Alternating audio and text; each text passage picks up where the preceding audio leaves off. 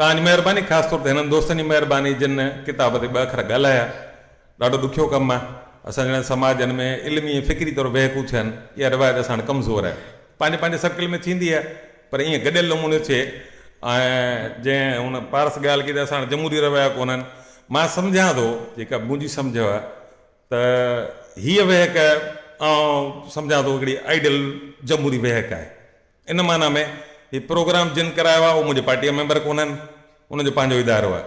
जिन ॻाल्हायो आहे उन में घणा मुंहिंजे पार्टीअ मेंबर कोन्हनि। तंहिंजे करे इहो जेको तस्वर आहे त को माण्हू फ़क़ति पंहिंजे पार्टीअ पंहिंजी ॻाल्हि ॿुधाइण वारी ॻाल्हि आहे, जमूरियत वमूरियत कान्हे। मुंहिंजो ख़्यालु आहे त हिन खां वधीक हसीन इम्तिज़ाज कहिड़ो थींदो जमूरियत जो, जंहिं मुख़्तलिफ़ ख़्यालनि जा माण्हू हिते ॻाल्हाइनि। भले इख़्तिलाफ़ आहिनि, मूंखे तकड़ी तकड़ी ॿ टे ॻाल्हियूं, छाकाणि किताबु हेॾो सारो लिखियो आहे, हाणे उन ते वधीक छा ॻाल्हायां। ऐं दोस्तनि ॻाल्हायो, इन करे मूंखे किताब ते ॻाल्हाइणु मुनासिबु कोन थो लॻे। जेके ॿ टे ॻाल्हियूं दोस्तनि कयूं आहिनि, उन में रेपिड फायर तौरु मूंखे जेके जवाब सम्झ में अचनि था उहे जेके दोस्त ॻाल्हाए विया आहिनि, वज़नाइतूं ॻाल्हियूं आहिनि। इन मुमकिन आहे त जेका ॻाल्हि मां हाणे करियां उहो ज़रूरी न आहे त सहमत हुजो या ॿुधंदड़ सहमत हुजनि। इन माना में इहा वज़ाहत मूं इन करे कई। हीअ त तव्हीं मूंखे जॾहिं किताबु छपियो त घणनि दोस्तनि जो फीडबैक मिलंदो आहे न, पहिरियों पहिरियों किताबु ॾिनमि, हल हेॾो थुल्हो, घणे क़दुरु पहिरियों फीडबैक मूंखे हिन महिल इहो ई मिलियो आहे। कंहिं बि कोन चयो आहे शाबाशी किताबु लिखियो, हल हेॾो थुल्हो। हिकिड़े हमराए ते साम्हूं वेठो, हुन चयो त इहो किताबु ॾिसी चई, हल मरी वियासीं। मूं छो? चई अॻे तौर कोन पढ़िया, वरी हीअ किथां पढ़ूं? छाकाणि एॾो थुल्हो ॾिसी माण्हू अधु अरवा खॼो वञे। अॻे असांखे पढ़ण खां तप। उहो जेका जामी साहिबु ॻाल्हि कई पोस्ट मॉडर्निज़म वग़ैरह वग़ैरह टेक्नोलॉजी, नंढिड़ो मिसाल थो ॾियां तव्हांखे।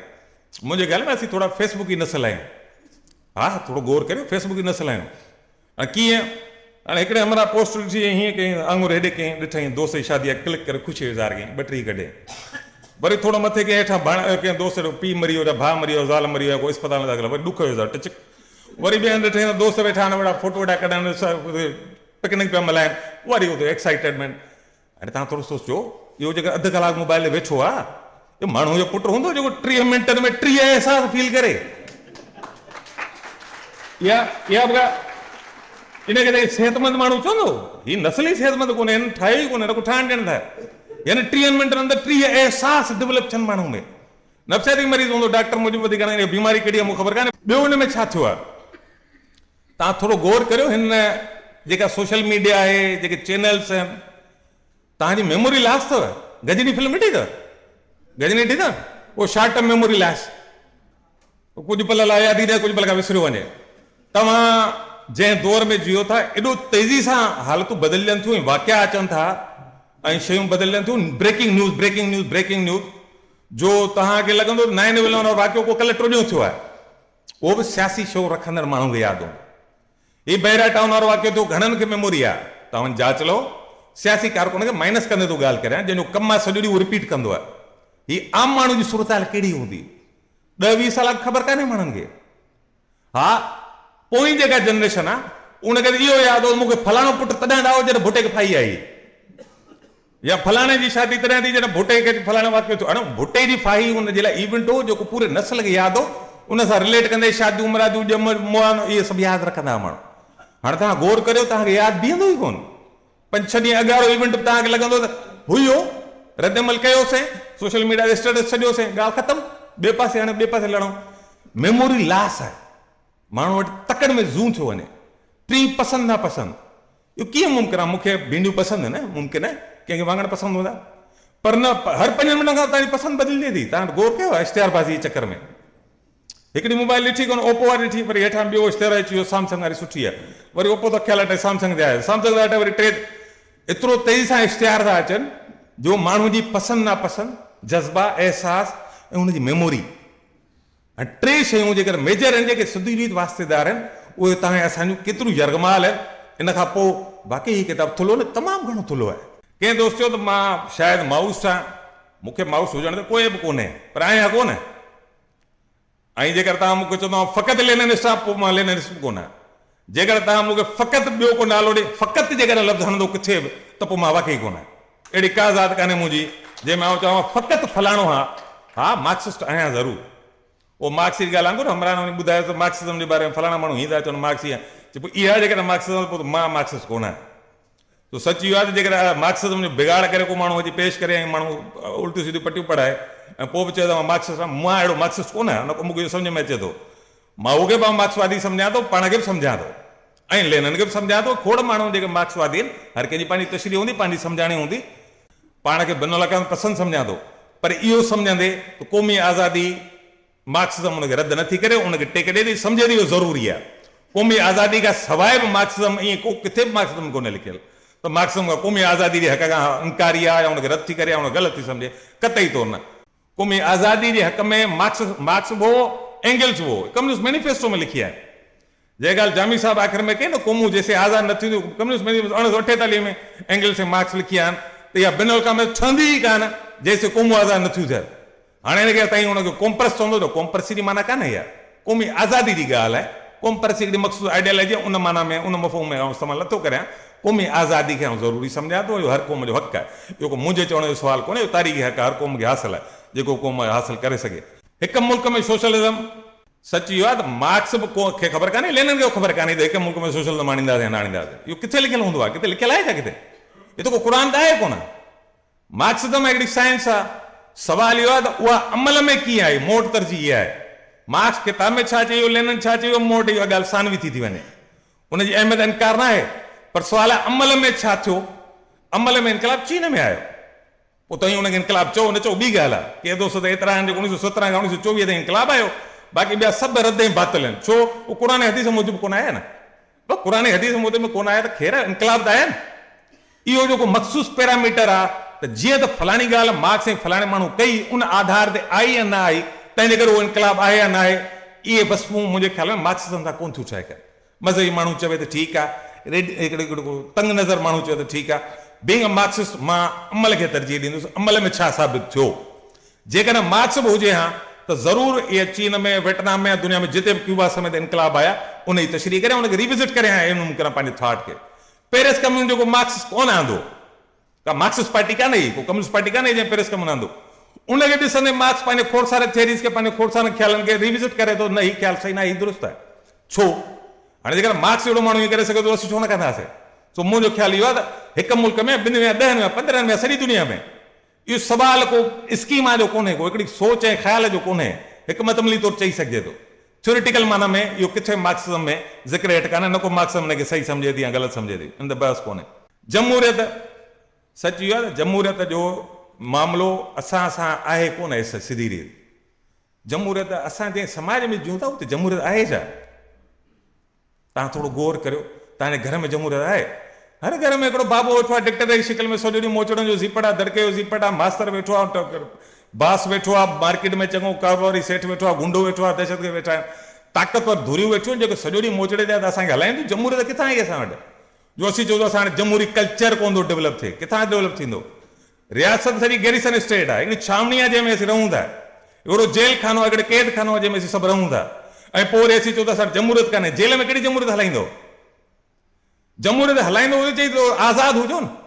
हिकिड़ो क़ैद आहे जिते मोचड़े जो ज़ीपट आहे, पुलिस वारा वेठा आहिनि, सॼो ॾींहुं तव्हांखे ॻाल्हाइण न ॾियनि, तव्हांखे ॿोलाइण न ॾियनि, तव्हां कुझु सवाल करियो तव्हांखे टीपो ॾियो छॾनि, पोइ त चओ जमहूरियत कान्हे। त जमहूरियत असांजी दिलि चवे थी ॾाढी, पर सवाल आहे जमहूरियत ते हलण ॾियनि न ॿिया बि। ॿियो सॼो ॾींहुं बंदूक खणी ॾेखारे मूंखे, मां चवां त मां तोसां जमहूरियत पसंदि हलंदो, बसि जमहूरियत अहिड़ी कान थी खपे दुनिया। हा उहो गुलनि जा हार खणी ईंदो, मां गुलनि जा हार पाराईंदुमि, हू खणी बंदूक, मां चवां तोखे गुलनि जा हार थो पारायां, मां जमहूरियत पसंदि आहे, अहिड़ी जमहूरियत पसंदि मूंखे कान थी खपे, न को पेसिमिज़म अहिड़ी का दुरुस्त आहे। त इन करे जमहूरियत जो सवाल रुॻो आहे सच ईअं कोन्हे त को असीं कीअं था सम्झूं। सवाल आहे त जेको दिगड़ी में हूंदो सो थाली में पवंदो न। असांजे समाज में जमहूरी कल्चर आहे सही, पर मजमूई तरह कल्चर ई कान्हे असांजो जमहूरियत जो, बहस जी गुंजाइश कान्हे। छो? जी जामी साहब ॻाल्हि कई, मां चवां थो हिन किताब लिखण जो मुख्य वाइद जेकर मां सम्झ में अचे थो, हिकिड़ो कारण जेकर मां ज़रूरी सम्झां थो, ऐं सम्झां थो जमहूरियत खे हथी वठणु आहे। कीअं?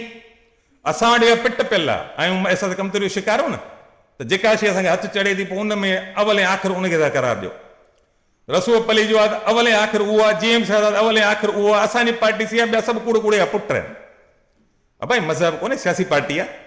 हाणे इहो जमहूरी कल्चर आहे, तव्हां पंहिंजे पार्टी अंदरि त बहस कोन करियो, पर ॿियो को बहस करे तव्हां ते ॻाल्हाए उनखे बि गारी ॾियो, ऐं पोइ वरी सुभाणे इक़्तिदार माणींदासीं, क़ौम ऐं वतन जी आज़ादी ॾियारे, आज़ादी अहिड़ी ॾियारे न थियो, कंहिं ॻाल्हाइण बि कोन था ॾियूं।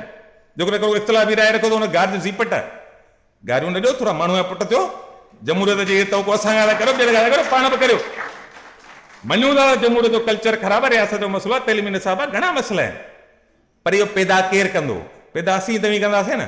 मां असांजो मसरूर कोन, मसरूर साईं मूं कोन, मसरूर मूंखे बिना आंगुर उतरे मां ॾियां, मुंहिंजा आंगुर मां ॾियां। हाणे जमहूरियत कल्चर डेवलप कंदासीं, आंगूठो कंदासीं। हे पर पुठियो त मूंखे गारियूं ॾियां, मां पर पुठियो त मसरूर खे गारियूं ॾियां। हाणे पोइ चए जमहूरियत कर, वेही सघूं था।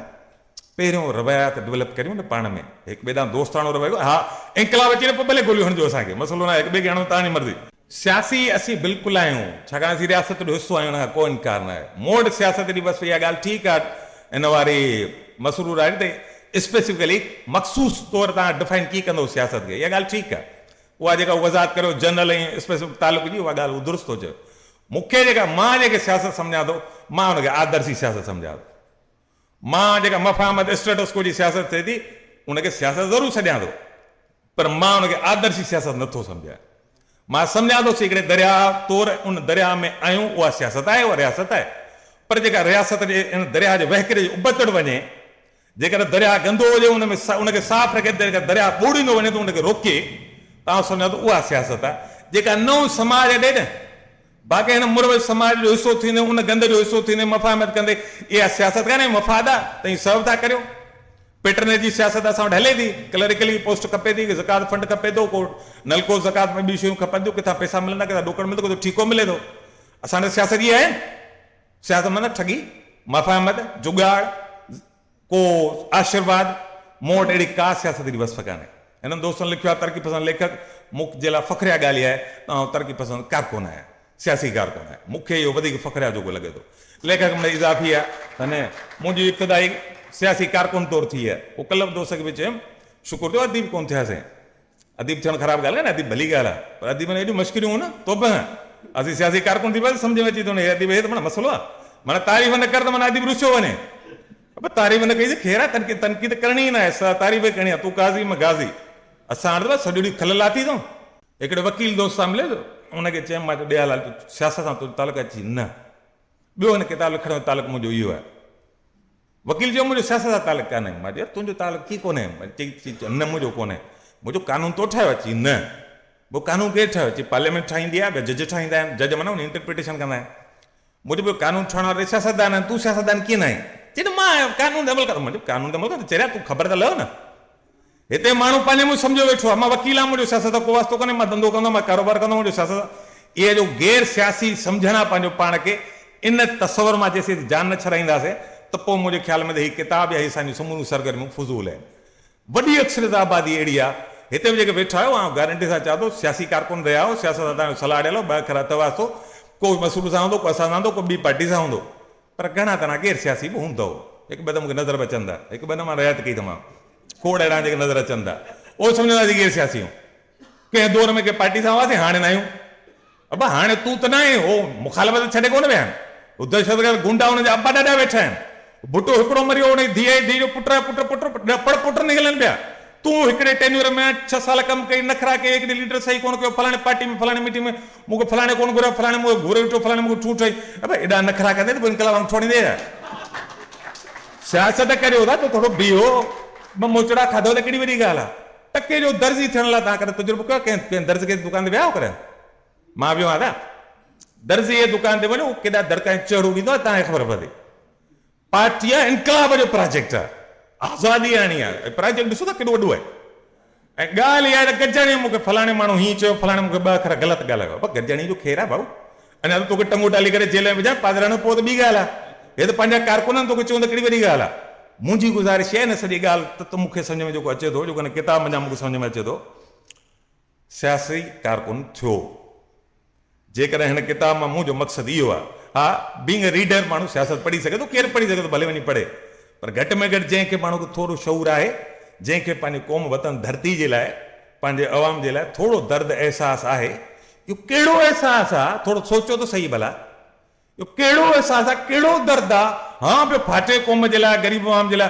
ऐं पार्टी कंहिंजो मेंबर न आहे, मूंखे सम्झ में नथी जेका रेल इहा वञणी आहे, या हीउ तरीक़ो इहो सही आहे, सम्झे बि थो, चवे बि थो तरीक़ो इहो ई सही आहे, सियासत करणु खपे, कंदुसि मां कोन। छो? इहो ईअं आहे, हिकिड़े माण्हू खे चए थो बुखार अथई, हा अथमि, माउ खे बुखार अथमि, हा, अम्मा सां इश्क बि ॾाढो अथमि, हा, हीअ गोरी आहे, खाईंदे ठीक थी चए, हा खाईंदुसि कोन, आहे गोरी भली आहे, गोरी खाए मसरूर, गोरी खाए बख्शल, गोरी खाए जेम्स, गोरी खाए रसूल पली जो वरी गाड़ी वरी उन्हनि खे मिलंदियूं। अजीब ॻाल्हि आहे। छो मुंहिंजो वास्तो ई कोन्हे सियासत सां, त मूं ते तनक़ी छो थींदी? मां मौक़िफ़ ई कोन थो रखां, मां को स्टैंड ई कोन थो वठां, मां का मुखालफ़त कोन थो कयां, मां का पॉलिसी कोन थो ॾियां, मां किथे ॼमी बीहां त को माण्हू मूंखे चवे न। मूंखे फ़क़ति ॻाल्हि करणी आहे, मां ॻाल्हि करे छॾी। मुंहिंजे नज़र में इहो कोन्हे को। हा, ईअं ज़रूरु आहे जेके माण्हू हिन वक़्तु सियासत तालुक़ में न आहिनि उहे एतिराम लाइक़ आहिनि, इन माना में त उन्हनि पंहिंजूं ज़िंदगियूं ॾिनियूं आहिनि। 10-10 साल 20-20 साल पंहिंजूं जवानियूं पंहिंजी ज़िंदगी जा वॾो हिसो ॾिनो त हिन मतिलबु न मां हुनखे ईअं माइनस थो करियां त हींअर वास्ते में न आहे त इन करे उहो रद्द ई बातिल आहे, कतई तौरु न। मां सम्झां थो जेको 2 घड़ियूं हले थो न, 2 घड़ियूं, उनखे मां सियासी सम्झां थो, ज़िम्मेवारी सां हले थो, ठगी ऐं नौटंगी न करे, मिड़ई जुगाड़ तौरु कमु न टुपाए। हिकिड़ी ॻाल्हि मिसाल नो दोस्त, त एशियाई मोड ऑफ प्रोडक्शन जेको मार्क्स चयो, इहा ॻाल्हि सही आहे, उन ते खोड़ सारियूं तनक़ीदूं आहिनि। मूं जेका ॻाल्हि कई आहे उन रेफरेंस में कया त हिते फ़िक्री सोड़ छो थी? सवाल इहो आहे, यूनान फ़िक्र में एॾे महराज ते छो पहुतो? अरस्तू अफलातून में जाम माण्हू पैदा थिया, छो? मुंहिंजो दड़ो अज़ीम तहज़ीब, हुन खां को इनकार न आहे। माण्हू कहिड़ा मुफ़क्किर, कहिड़ा साइंसदान, कहिड़ा तारीख़ नवीस असां पैदा कया उन दौर ताईं? भला हलो, असांजी तारीख़ अञा डिसाइफर कान थी आहे, मञूं था, असांजूं लिखतूं अञा पधरियूं कोन थियूं, मालूम न थियूं आहिनि, इहो ॻाल्हि ठीकु आहे, पर मालूम न थियूं हिन मां असां मफ़रूज़ो कोन ठाहींदासीं त असां वटि तमामु वॾा अज़ीम माण्हू। हा, अज़ीम माण्हू मुफ़क्किर यूनान में पैदा थिया, असां वारे पासे छो न थिया? इहा फ़िक्री सोड़ छो हुई? वॾा शहर हुआ त हिन खां को इनकार न आहे। मुआशी तौर ते ज़मीन जो मामिलो कीअं, मिल्कियत प्रॉपर्टी जो मामिलो कीअं, इहा ॻाल्हि ठीकु आहे, इहा तनक़ीद सही आहे मार्क्स, इन खां को इनकार न आहे। मुंहिंजो सवाल फ़िक्री सोड़ जो आहे, इन फ़िक्री सोड़ जा बुनियाद या कारण कहिड़ा? मां सम्झां थो उन फ़िक्री सोड़ जा कारण पॉलिटिकल एम्पायर हुई। मुआशी सबब ज़रूरु हा, इन खां को इनकार न आहे। हिकिड़ो कारण मूं हुन में लिखियो आहे, किताब में वाज़े लिखियलु आहे, मूं कोन लिखियो आहे वाहिद कारण, कॾहिं बि न। मूं लिखियो आहे हिकिड़ो कारण उनजो पॉलिटिकल एम्पायर आहे। उनजो मां हिकिड़ो ॿियो मिसाल थो ॾियां तव्हांखे।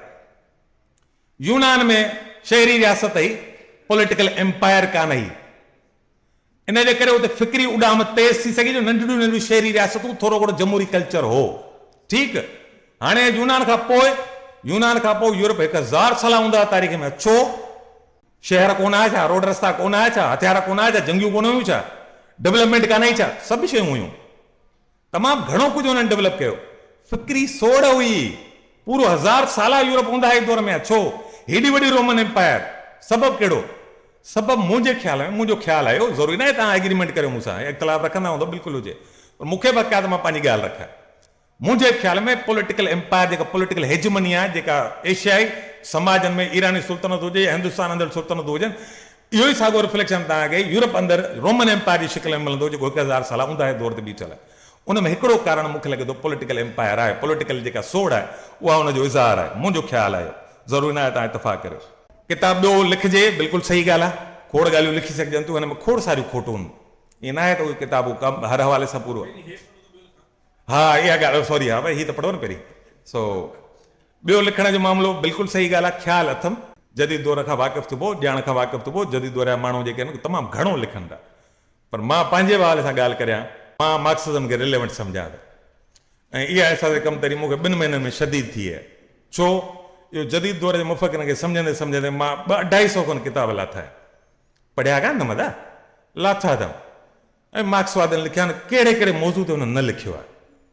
मां पाण असांजे कमु तरी हलियो आहे, तमामु घणनि मौज़ूअनि ते जेके हिन दौर जे जदीद दौर जा डिजिटल वर्ल्ड जा जेके इशूज़ आहिनि उन ते हुन तफ़सील सां लिखियो आहे। सवाल पढ़ण जो आहे, सवाल तर्जुमे जो आहे, तर्जुमा कबा, लिखबो, बहस हेठि आणबो। मार्क्सिज़म मां सम्झां थो रिलेवेंट आहे, मुंहिंजो ख़्यालु इहो आहे, ज़रूरी न आहे तव्हां मूंसां इतफ़ाक़ करियो। उहो कीअं, उहो बहस भले तव्हां ॿिए दफ़े किथे बि कंहिं नमूने रखो त वाक़ई मार्क्सिज़म रिलेवेंट आहे न आहे, इख़्तिलाफ़ रखंदड़ माण्हू ॻाल्हि कनि, त इन करे ख़ुशी जहिड़ी ॻाल्हि इहा आहे तव्हां सभिनी दोस्त आया, मुंहिंजी ॻाल्हि ॿुधी।